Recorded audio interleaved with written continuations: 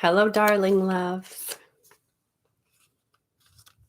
Welcome to Soul Satsang on a beautiful Saturday. My name is Anya Light. I am your spiritual entertainer for the afternoon. I just heard that term. Someone used it to describe Alan Watts, or maybe he used it to describe himself as a spiritual entertainer. And I thought that was very cute. And so that is what I shall be today for you.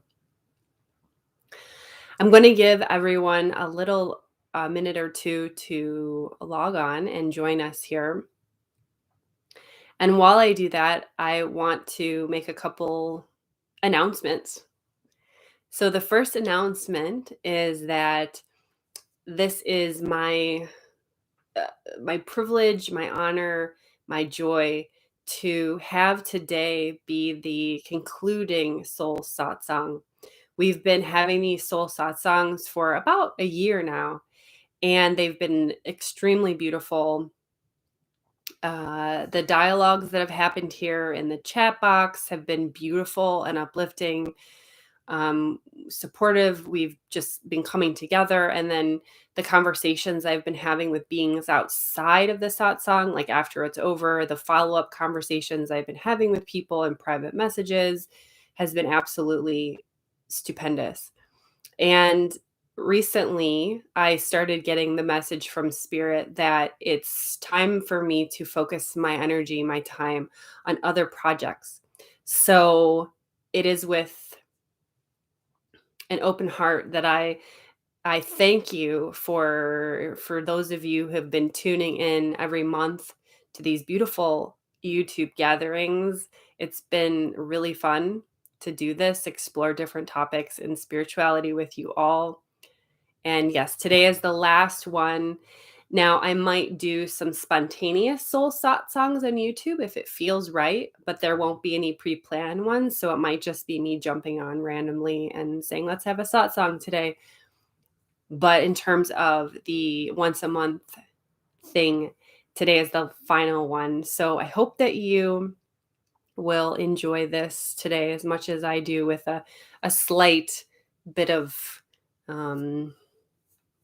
just, it feels like at the end of a chapter and the beginning of a new chapter. So all those feelings that are in there. And the second announcement to make is that part of what I'm doing, my new, or not new, but the direction that I'm flowing my energies these days is mostly going towards my online Patreon community. And I feel so blessed to have this community. We're growing. And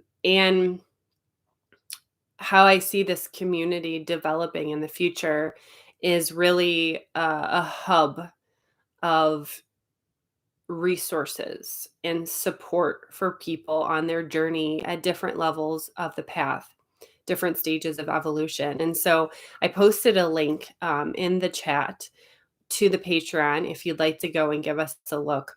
There's different levels of membership, but I did intentionally make it accessible.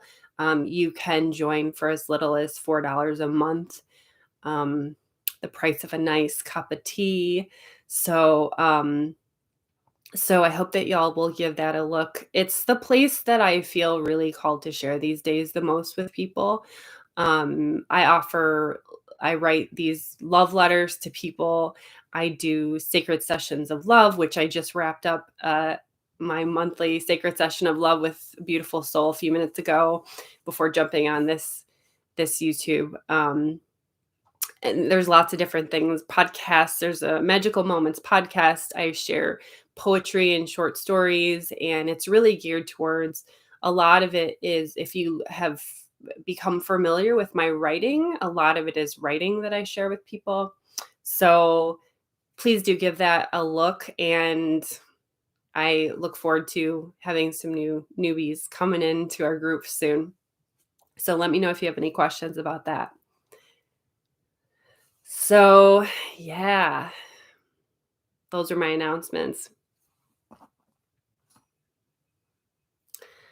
let's come into this space together with a few breaths, shall we?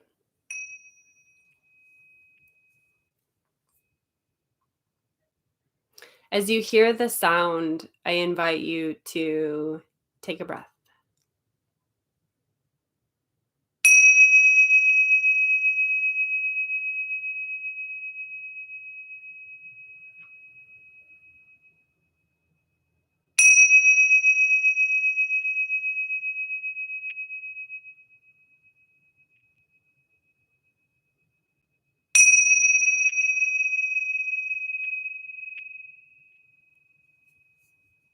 Coming into this quiet space together, this space to explore and be. And I invite you to bring your full attention to the sensation of your body in this moment. Is your body comfortable? Finding the most comfortable position for your beautiful body, and perhaps even stepping away from all other distractions, perhaps putting your phone away or turn it off, or obviously if you're watching on the phone, keep it on, but all the other screens that you might have going, perhaps just focusing on this one and really giving yourself permission to drop in here. We're going to be here for about half an hour or so today, and just allowing yourself to really feel how good it feels just to be focused on one thing. And if you like, you can even keep your eyes closed during the duration of our time together and really just tune into the sound of my voice. Remembering also that nothing that I share today needs to be remembered, memorized, or understood. If the most you do is simply let the sound of my voice reverberate through your ears as you relax or even take a nap, that's wonderful. Because by simply being in the healing space together and being open and receptive energetically, you receive healing and benefit.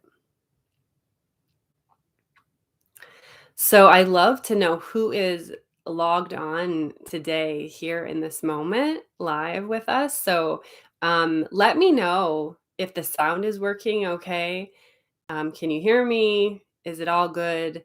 Who's here? I'd love to see who's here.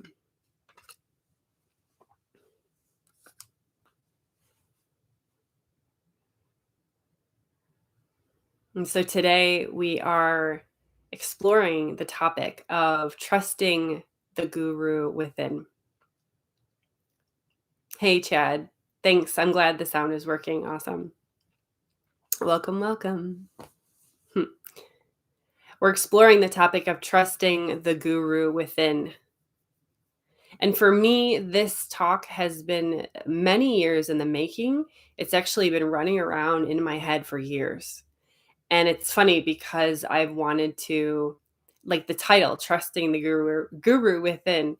I kept wondering when it was going to come out, like teaching at different spaces across Ohio and in my travels.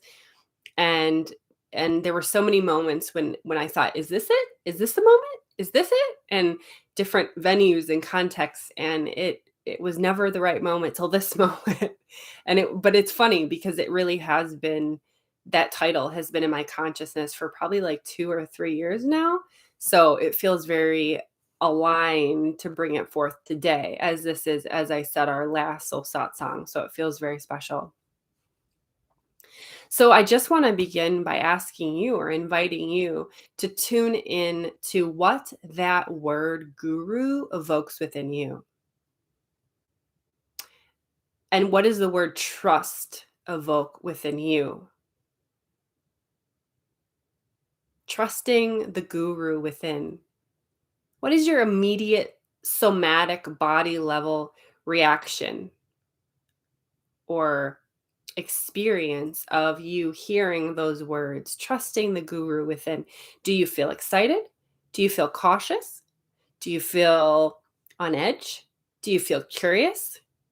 Do you feel peaceful? What is coming up for you when you hear that phrase, trusting the guru within?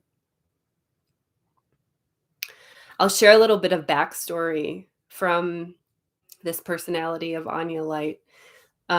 So I've had an extensive training in yoga, and not the Americanized exercisey version of yoga that most of us think of. God bless it, but that is not the true yoga. That's a lovely, exercise routine. But I've had extensive training in the deeper yoga tradition and the mystical path of yoga, and the guru is a huge part of the yoga path. Um, the yoga path stretches back for thousands and thousands and thousands of years. In Sanskrit, it is known as Sanatana Dharma, and that is the path. And in the ancient mystical Sanatana Dharma, we have this tradition of the guru, which is this teacher. And the real actual definition of guru is the one who leads one out of the darkness and into the light. This guru is often a human teacher. So they take the form of a human, and they are guiding students, guiding seekers along in their spiritual journey. Unfortunately, what can happen is that teachers are fallible humans just like the rest of us. And oftentimes, the guru student relationship can get a little bit messy.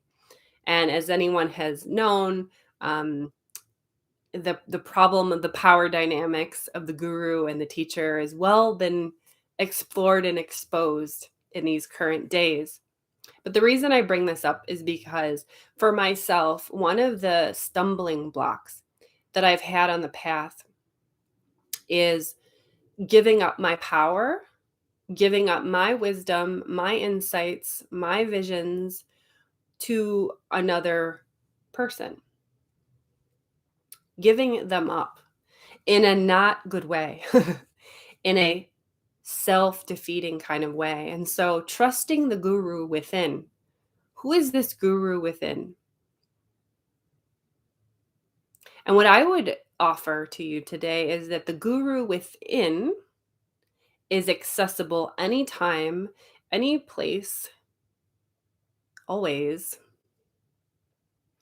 And that guru is light. So the light that is contained within your heart and that you can feel now. Do you feel the part of you that is at least a little bit detached from the story of your life? I was born on this day and I was raised in this place. I learned this in school. This is my profession. The story we have of our lives. But can you feel within you there is this glimmer? For some of us, it's the beginning of a glimmer, and some of us, it's full blown into a rapid roaring blaze. There's a piece of you that is light, that emanates from the heart. And that's the guru that I wish to speak of today. I don't wish to speak of human gurus, human teachers, which is hilariously what I am. What I always tell my students, the people the beautiful souls that I guide, is I long for and look forward to the day when they don't feel they need me anymore. If I'm doing my job correctly, that means that they shall surpass me in wisdom and they will outgrow their need for me.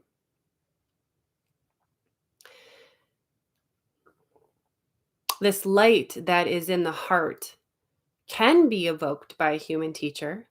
I don't wish to negate that. It's a beautiful way.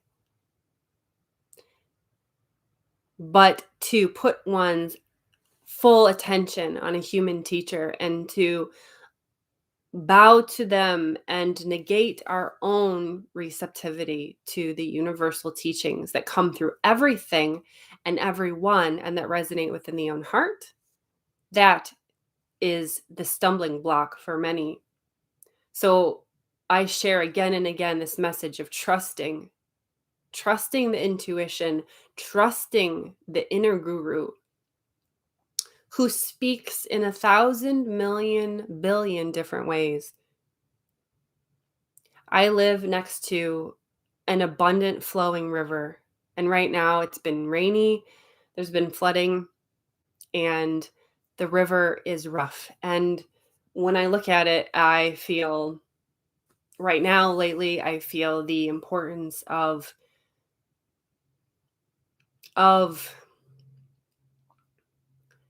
humbleness, humility, because that river could tear me away and drown me in an instant. So the inner guru, it does speak to us in the external realm as well through the rivers.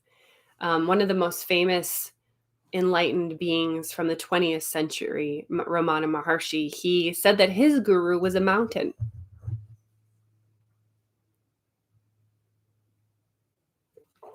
He lived on a mountain called Arunachala, and he didn't have a human guru. He had the mountain. And how did the mountain speak to him? Internally. So he had this external mountain, but the messages and the guidance and the love go into the heart. And it is through that heart resonance that the messages are felt and received. The guru can speak through the mouths of our friends, our neighbors, even our enemies, or the people that we find super annoying. The inner guru can speak through the cute yippy yaps of dogs, the chirping of birds in the morning. The inner guru can speak to us in a million different ways. But the question is our heart open?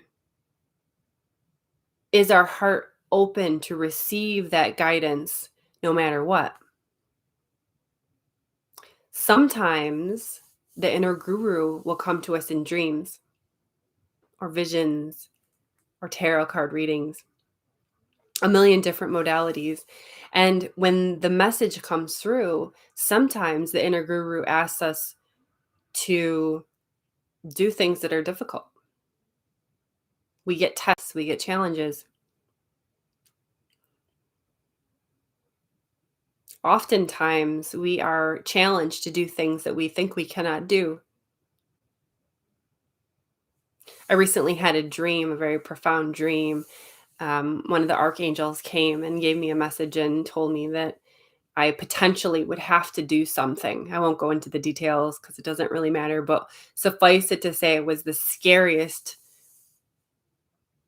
message I'd had in a long time. I woke up, my heart was pounding, I was sweating, and I immediately talked to my beloved friend Gabriel, and I said, I got this message, and I don't know, I might have to do it, because the message was, you might have to do this thing.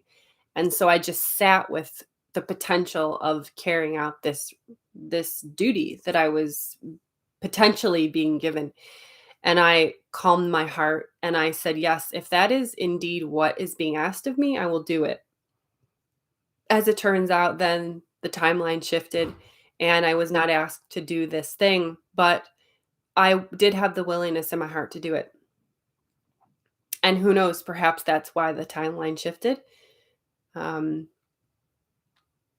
there's this beautiful, sort of frightening story in the Bible, in the Old Testament, of one of the sages where God tests him and asks him to kill his own son. And the sage is about to carry out that dreadful act. And at the last minute, God says, stop. Don't kill your son. I just wanted to see that you be willing to do it. Now, to the human mind, that story might seem kind of dreadful, but the point, the moral of the story is about trust and faith, trusting that sage heard the voice of God in his heart, and he was willing to do whatever it took to be in constant communion with that voice. So how do we stay in constant communion with that inner voice, with that guru within? One way to do it is to carry out our own unique sadhana, our own unique set of practices on the spiritual path. So everyone is different. Everyone is a different stage, a different level, a different way of interpreting the divine. And so some of us are fasting and some of us are sitting for long periods of time and our body grows stiff, and some of us are purifying our body through healthy foods, and some of us are chanting, and some of us are serving the poor, and some of us are the list goes on. So, whatever it is that you're being called to do in your particular sadhana, your particular spiritual path, to continue wholeheartedly fulfilling that sadhana with all of your soul and heart. If you feel a calling to that you need to do something out in the world, some kind of service, to do it. If you feel a calling to retreat from the world and focus on meditation and peace and serenity within, you do that. So, trusting the guru within a lot, I think, is about staying true to your own unique way. No two humans are the same. And so, if you try to be like someone else, it's not going to work, right? One of my dear soul sisters, she owns a yoga studio and she does a lot in the world. She's a mother, she owns a yoga studio. She also has like a full-time job with some company. And like when I look at her life, I literally want to take a nap because I'm like, I could never, I don't want to. And I also could not do all that because it just isn't suited to me. And so when I try to compare myself to her, the thinking mind gets judgmental, and am I not doing enough in the world? Like, is she a better person than me? Whatever. And it's really a lot of it is just letting that go, letting that judgment go, and just trusting that I'm hearing my unique path and I'm fulfilling it exactly perfectly for me. So the more you can get clear on a day-to-day, like just, and it's a flow, right? So things change over time. I used to be much more active in the world. I used to be much more putting myself out there, much more busy. And lately, the tides have been turning more towards inwardness, more quiet in my day to day life. Um, and that feels really aligned, but who knows, it could change. Next year, I could be called to something completely different. And, dear friend, to really encourage you to listen to what your unique way on the spiritual journey is, because if you stay true to that uniqueness, then the guru within, that light, that wisdom within, will speak clearly, patiently. You won't often feel confused about how to live your life. So, what is your sadhana? Getting clear on that. That's a really good way to keep that communication with the inner guru flowing. Let me know if this makes sense for you all who are tuned in. If you have a question, go ahead and type it at any point. We don't have to wait till the end for questions. Something else I'd like to share as a technique or a tool for hearing the inner guru is to follow your passions. Your passions give you that energetic feedback within your body of what is aligned for you and what is not aligned for you. So, what is that feeling that you have when you're engaged in a task in the world or a practice and you feel like it's the most exciting thing you could be doing?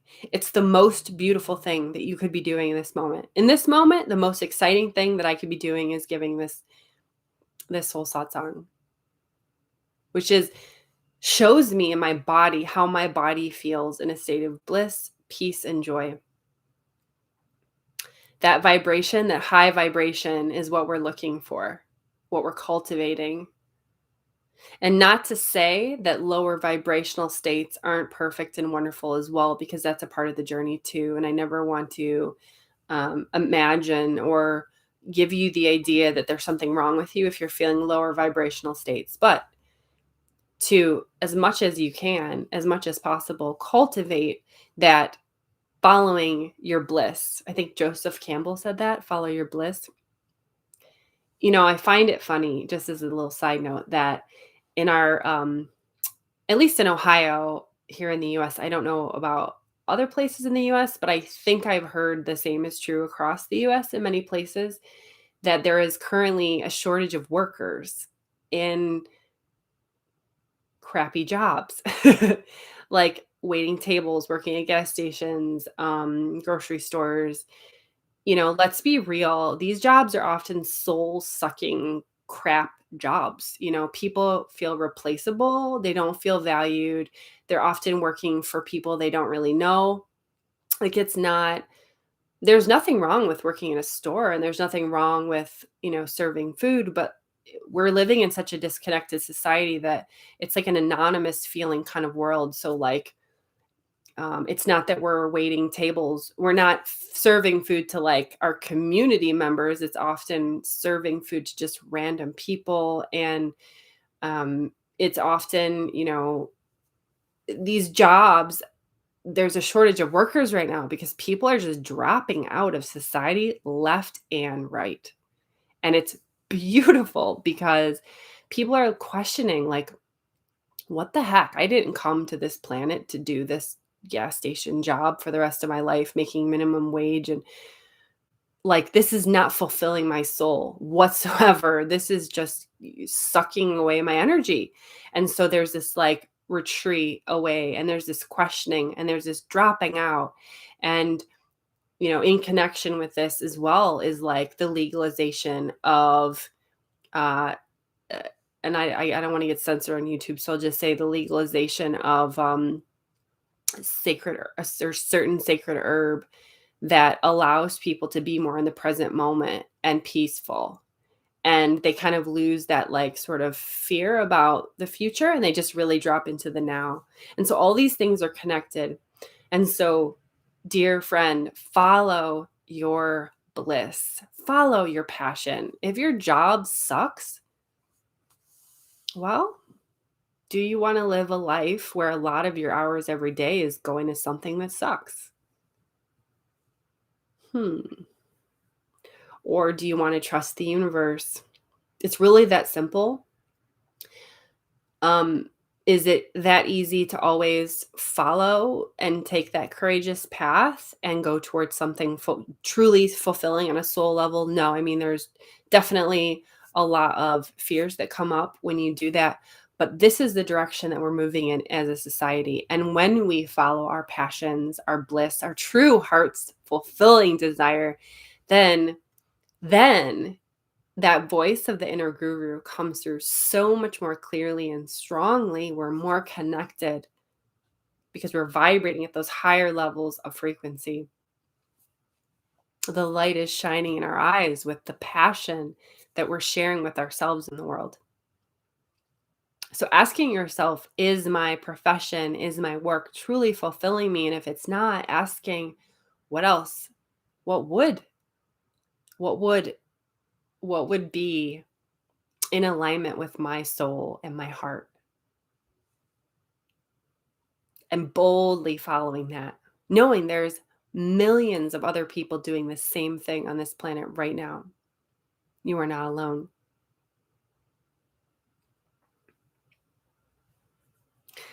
Which brings me to my concluding point, which is that we are living in a beautiful age, a gorgeous age, a fantastically exciting age. People make jokes about the new age, but it is new. It's called that for a reason. This is the age where people wake up much faster than have been in the past. In the past, most people needed that outward, external, formalized guru, that formalized teacher. But now we really don't. Now we receive our teachings from the rocks and the rain and YouTube. And we don't need to follow one teacher around. We don't need to kiss the guru's feet. We kiss our own feet. And we recognize that the Christ light, the Atman, the soul is here right now in this moment, in us, within us. That wise teacher of light. This is the age that we're in now, the age of Aquarius. This is the age of going within to seek the answers, no longer worshiping an externalized God, some man in a throne in heaven who has whims and deals out punishment. No, no, no, no, no. No, no. This is the knowing that God lives within me and you and all, and we are that God. We are all that one being. This is not a narcissistic, this is not of the ego speaking. This is truth. This is oneness. This is unity, consciousness. And this is the age we live in now.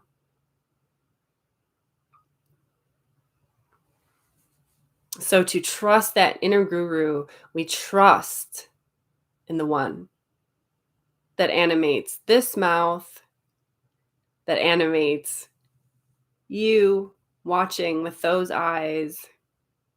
We look out the window and we see the squirrels and the rabbits and the deer. That God resides within those beings as well, and all beings. And in order to evolve to the highest level of human being that we can,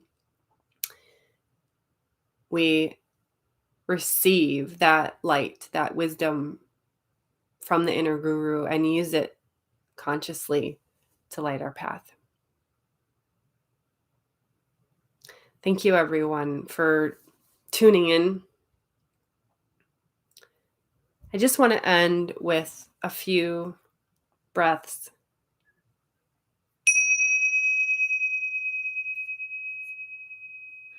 Each time you hear the bell, I'd like to invite you to take a deep breath in. Let yourself really receive this gift now.